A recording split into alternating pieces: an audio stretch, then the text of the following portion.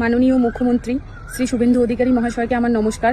আমি পূজা দাস, পশ্চিমবঙ্গ পুলিশে কর্মরত একজন লেডি কনস্টেবল। আপনার কাছে আমি একটি অনুরোধ নিয়ে এসেছি সকল মহিলা পুলিশ কর্মীদের পক্ষ থেকে।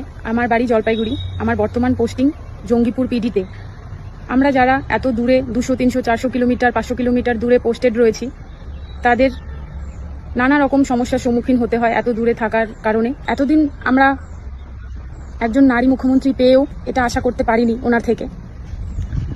আমার মনে হয় আপনি এই বিষয়টি খুবই গুরুত্ব সহকারে দেখবেন এবং বিবেচনা করবেন। মহিলা পুলিশ কনস্টেবল এবং মহিলা পুলিশ অফিসারদেরকে ডিজিপিকে আমি অনুরোধ করেছি, অ্যাডভাইস করেছি, তাদের পার্শ্ববর্তী জেলাতে, খুব দূরে যাতে না ট্রান্সফার হয়, পার্শ্ববর্তী জেলাতে মহিলা পুলিশ কর্মীদের এটা খুব ওয়েলফেয়ার মেজার হিসেবে দেখতে।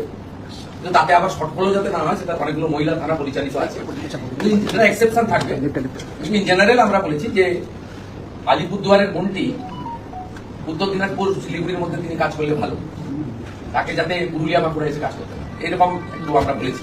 মহিলাদের 15 বছরের বেশি যে পুলিশ কনস্টেবলরা আছেন, সার্ভিস দিলেন, তাদের জেলায় পোস্টিং দেওয়া যায় কিনা সে ইতিবাচক ভাবনা চিন্তা করে এইচএস এবং ডিজিপিকে প্রপোজাল